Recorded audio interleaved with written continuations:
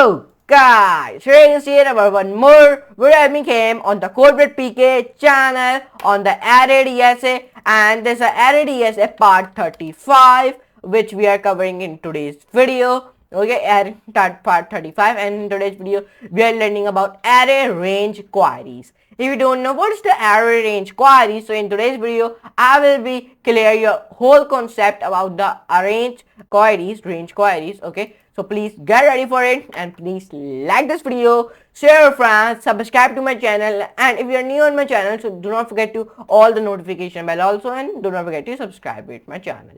So now let's move the computer screen and let's do our coding with Bluffing It. Guys, like I've told you in my introduction, I'm telling about the range queries, and there was a part number 35 which I'm telling you in today's video. So now let's start to understand this. So the array range query problem can be defined as follows. It has been given me an array of numbers.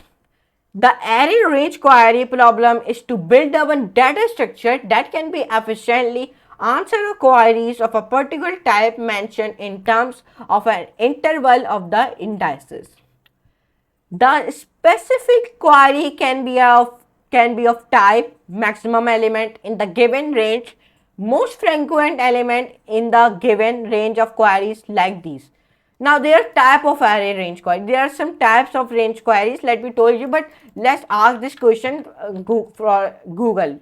Okay, types of range queries in DSA.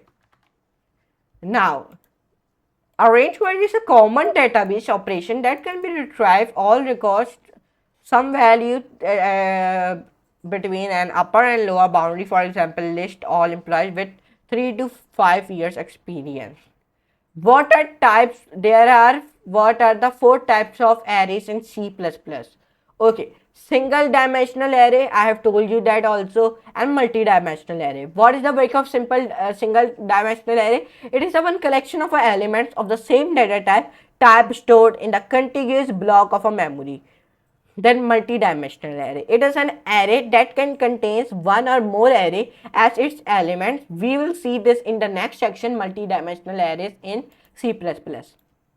So it has been given you an image. So in the arrays there come 2 type of arrays, single dimensional array and multi-dimensional array. Okay, in the arrays.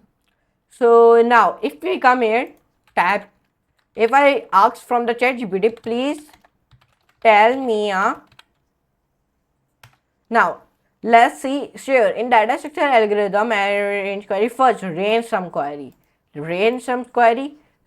Okay, there is not any range sum query. Okay, range sum query, and then problem, find the sum of an array range, then range minimum query, and then range maximum query, then range GCD query, and then range XOR query, then range frequency query, and then range update and query, and then range mode query, most frequent element in a range.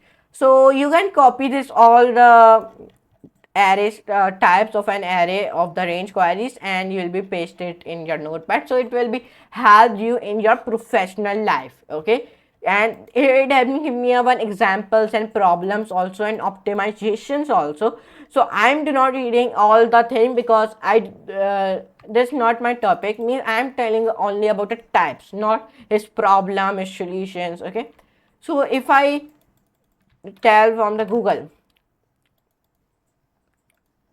so what is the array data structure types and syntax? So you can read from Google like this. But what the query in an array? To build a data structure that can be efficiently answer queries of a particular type mentioned. But you must know that in the arrays there are 2 type of arrays, which you must know in the DSA future. First, single multi-dimensional array.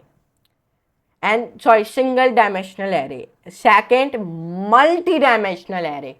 You must know these all 2 arrays, okay, in your mind. It is very important arrays. Now let's come on over here. Now range queries can be classified based on the type of input provided and on the type of output. First, based on the type of input. First, the value of the interest is completely determined by the problem. In this case, the query consists of only a range of indices. Number 2, a single value of interest is provided in the query. Number 3, the query consists of a threshold where all the values above or below the threshold are of interest. Number 4, the query consists of an exact threshold value. This is one based on the type of an input. First type of range array range query is based on the type of input. Number 2, based on the type of output. We want to return a single value matching the criteria. Number 2, index of an element that matches the criteria provided in a query. Number 3, a list of all values that satisfy the given criteria. Number 4, only a response like yes or no denoting if there is any result matching the criteria of the query. So over here you can see in today's video I told you about the array range queries. So I hope you enjoy this video. If you enjoy, so like, share, subscribe, and don't forget to all the notification bell also, so you never miss these type of videos on the channel. So now anyways, let's meet you in the next class and next very amazing class like that type of videos on this channel of the Code with PK. But and now in 1 week our one video must be come. Okay, so anyways, let's meet you in the next class and next very amazing class. So for today, goodbye.